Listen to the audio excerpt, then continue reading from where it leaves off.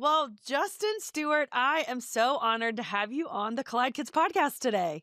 Thank you so much. It's a pleasure to be here. Excited to have a conversation and share some good news. Yeah, this is great.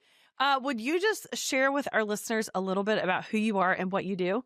Yeah, so my name is Justin Stuart, and I ran the YouTube channel JStu for the past 14 years and recently decided Wow. to end it. And now I moved to Tennessee. I'm writing books and I'm running my own personal YouTube channel with big dreams, big goals, and one of them being to launch a feature-length animation of my book series. So that's the big dream. But right now, just rocking it out with my family.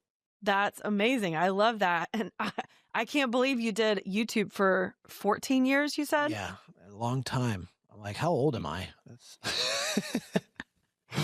That's amazing. yeah. Okay, well, I'm excited to talk to you about all of this. I think this is going to be so fun for our listeners to hear your story. But before we get into that, because this is a show for kids, I always ask my guests to tell me a joke or something funny. So what do you want to share with us today? Okay. I don't have too many jokes, but I have a really fun time making up voices, so I can do stuff like this or like, oh my gosh, what are we going to do? Help me. Oh, goodness gracious. So I have a big list of character voices that I like to just grab into. And I did some of the voices in the audiobook actually of my series. And so very passionate about that for sure. I love that. Those are great voices. And those could be in your feature film at some point, right? No, that's what I'm saying. So all right. Well, tell us a little bit. Let's first talk about your YouTube channel because I think this is so interesting. I think lots of kids are consuming lots of YouTube. And so they're all interested of how you got started with a YouTube channel that had a really big reach, right? yeah. We have over 12 million subscribers and 3 or 4 billion upload views. So it's been quite the journey to get there. And it didn't just all blow up in one day. And so, starting from the beginning, I always loved to just be in front of the camera. I had a camera since I was a kid. My parents got me the camera. We had a family camera, which had the old small VHS tapes you'd put in. Oh, yeah. Than now. And then I was making home movies with my sister, with my friend and business partner in the YouTube business, Andrew. We made all sorts of videos until one day my mom and dad got me a digital camera. And once we got the digital camera, we started to dabble in editing, and then YouTube was a thing. And so we're like, oh, we could upload our videos on YouTube and share it with our friends and family because there wasn't really a way to do that. Mm-hmm. And we had zero intention in turning it into a business, but it did turn into something because God had bigger and better plans than we could have even came up with on our own. Because at the time I was pretty young. That 14 years ago, I'm 32. So I was in high school and just having fun, being a goofball. But slowly and surely, as we kept uploading to YouTube, we're like, oh, you can get views and people can leave comments. And so we kept doing that and it would slowly grow. And we had viral videos that really took our channel to the next level as we continued to upload. So that's like the 0 to 60 on the YouTube journey. There's a lot there, though. Okay. I think that's really cool. So what were your videos about when you first got started?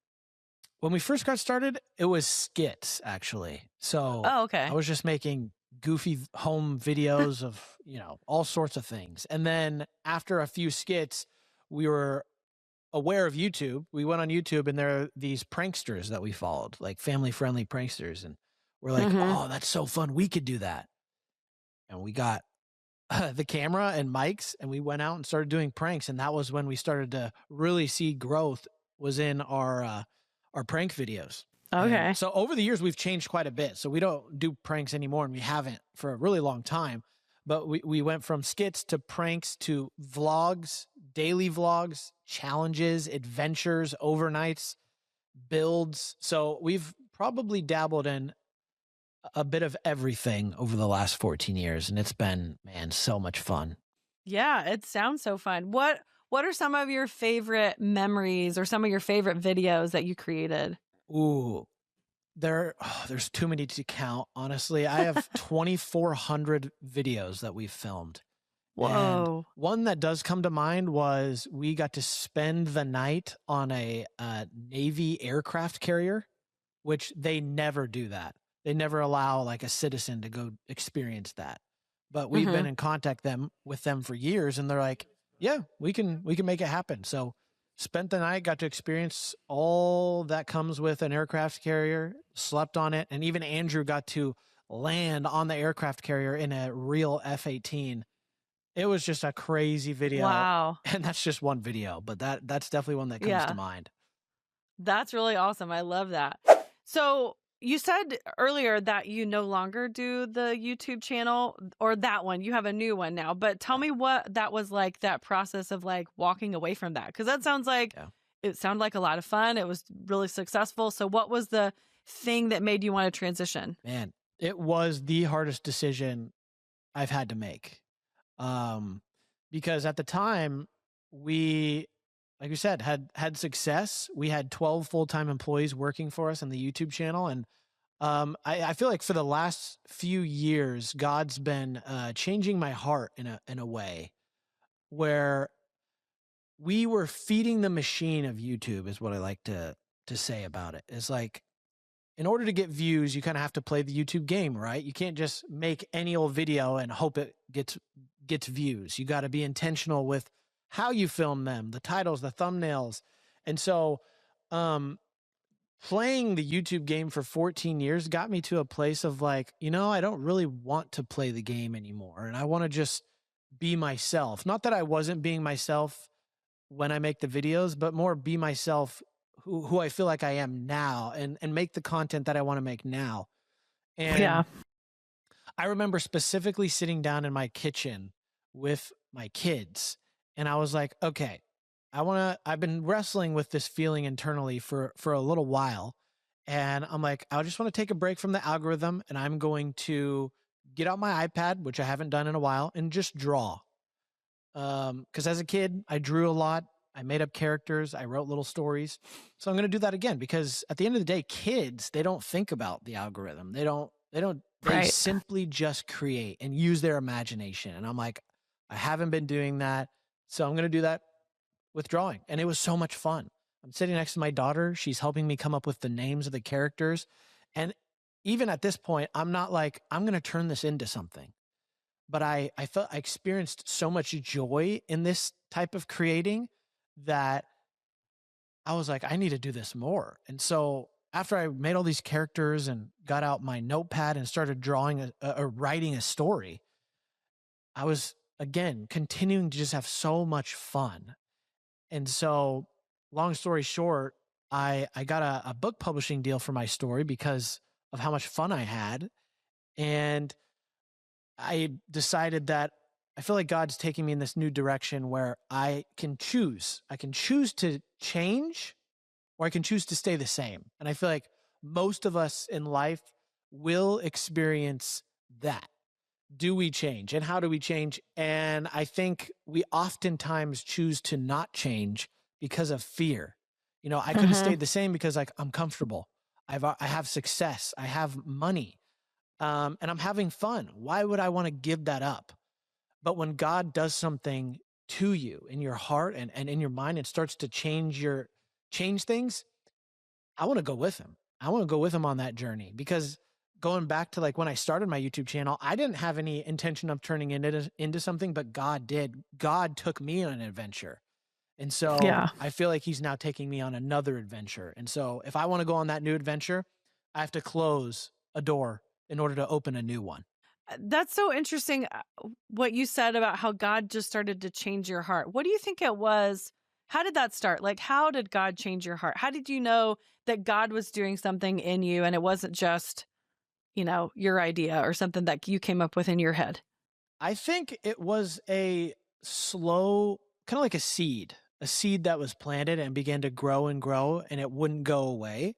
Because like, I think I was very cautious about it at first. I was like, why am I feeling this way? And I feel like maybe sometimes people, even in that moment, are like, all right, like give it up. Like they change immediately.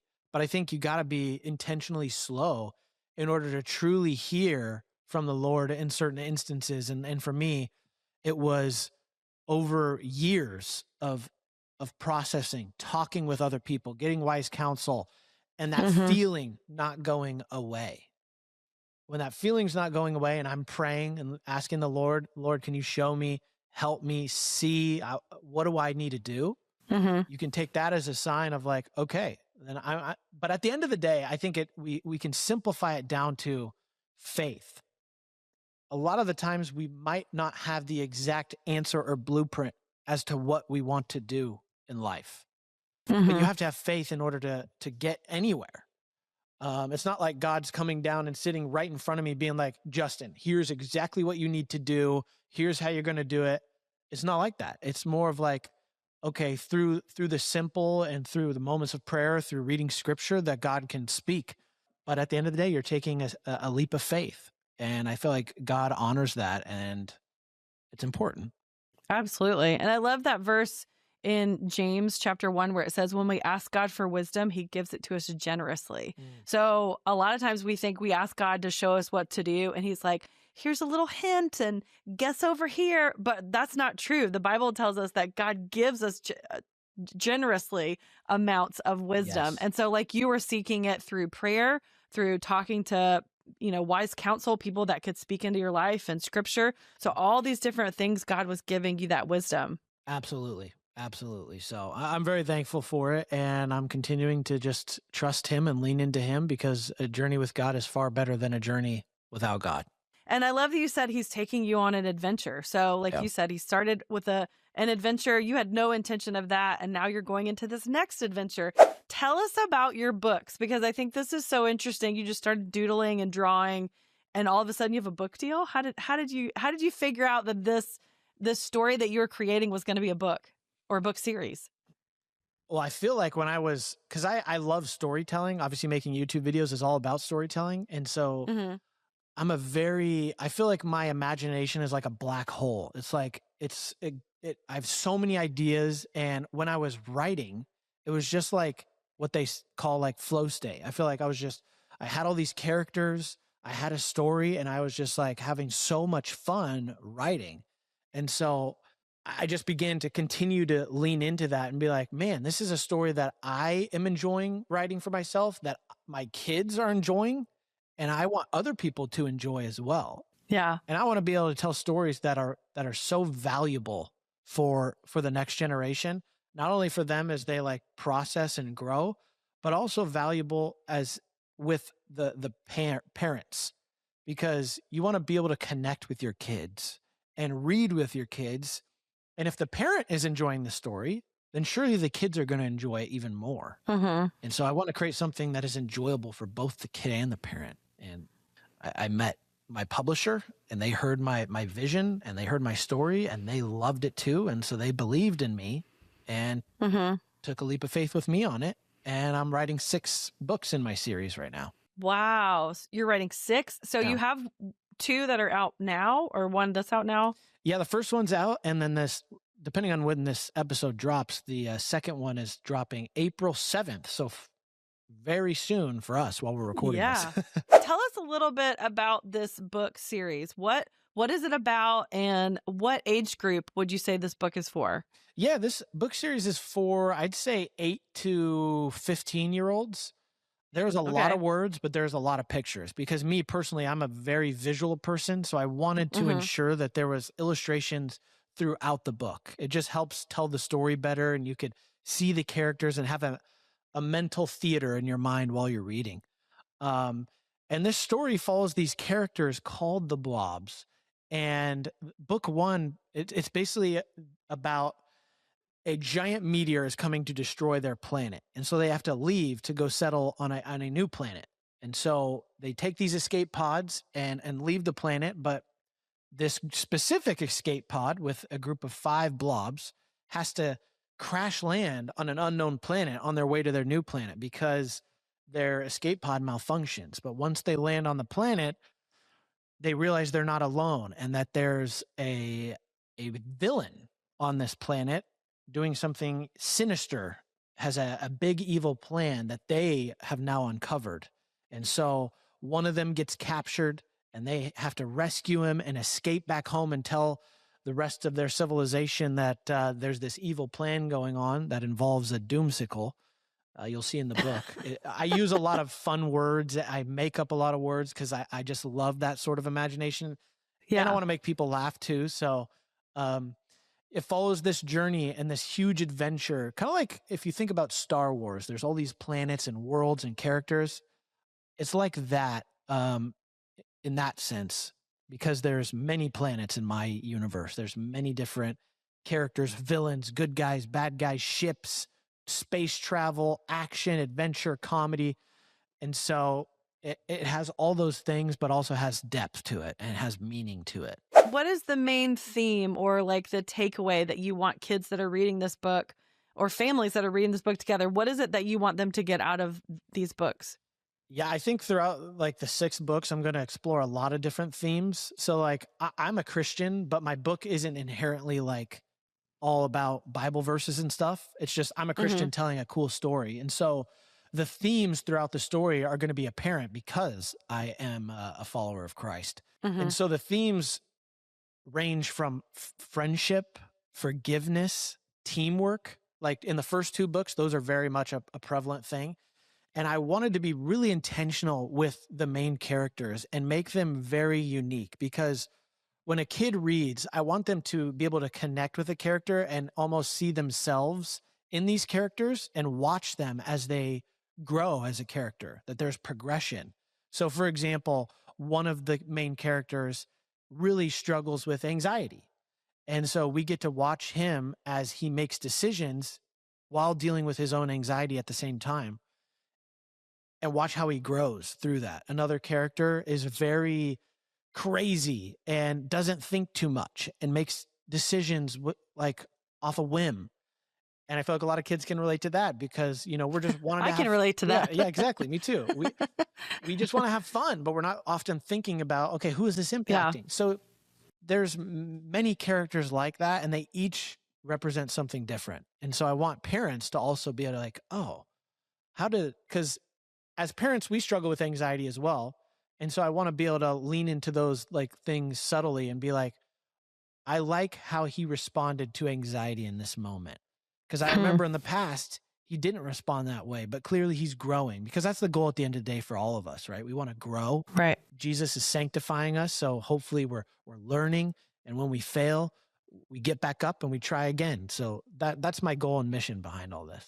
Now, you said earlier that you're also starting another YouTube channel. Is that with the story of the Blobs, or is this something different? In a way, yes. So it's my personal YouTube channel. So it's just my name, which is It's Justin Stuart.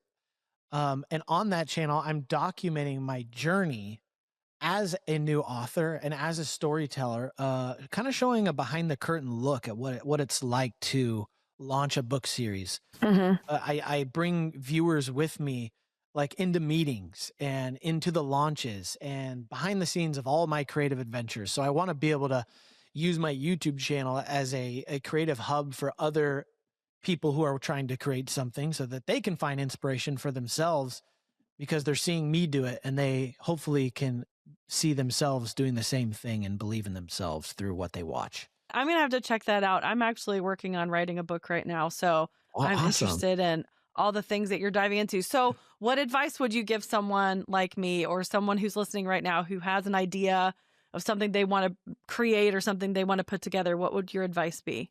My advice to somebody trying to create something is to first and foremost believe in yourself. God has made you so unique and put abilities in you that he hasn't put in other people for a very specific reason. And so obviously trusting in the Lord through that. But when you believe in your unique creativity, that offers something to the world that is needed to impact the world. And so don't feel like you have to look at what everyone else is doing and be like, well, my creativity doesn't look like what everyone else is doing. Is anyone going to buy this? You know, for me, I could be like, is anyone going to buy this like goofy book series? Like, I'm 32 and like, are any 32-year-olds writing kid stories and fun imagination stories? You can get into this way of thinking that really compares yourself to others and stops you from really going after what God has put on your heart. So when you believe in yourself, you'll truly create something that is unique and awesome, and God will use that, and he'll bring the right people who need to hear from you when you're being yourself in that. Yeah, that's such good encouragement. And that's so true. Justin, this has been so great. I'm so excited for your books. I think actually my son would love to read these books. We're going to check them out. Thank you so much for being on the show today and sharing your story. Well, thank you so much. I'm happy to come on, and I'll come on again in the future, I'm sure. So thank you for having all me on. 6 books. We'll just keep doing it, right?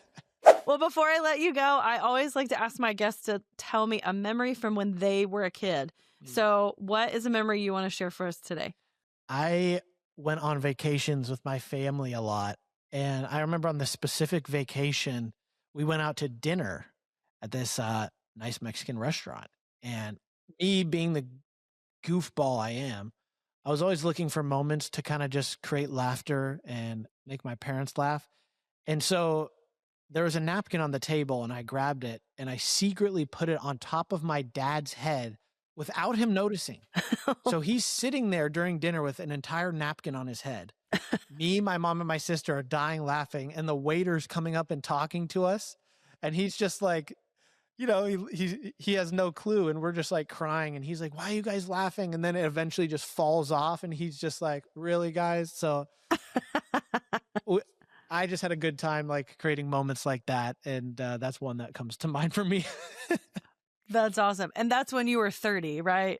Yeah, it was just 2 years ago. A couple years ago. I would do it now, though, honestly. Yeah, why not? Why not? That's so good. I love that. And I love when, when dad doesn't know and you can get him like that. That's Gotta good. prank dad. Well, Justin, where can our listeners find out more about you and your YouTube and your books? Yeah, well, if you're into watching like the behind the scenes, you can catch me on my YouTube channel. It's Justin Stuart. I'm uploading every week. It's family friendly, of course. And if you're into the books, they're available anywhere books are sold. Amazon has good deals right now going, at least when we're recording this. So you can get it on there and get it on your doorstep the next day. And I also recorded audiobooks for both of them.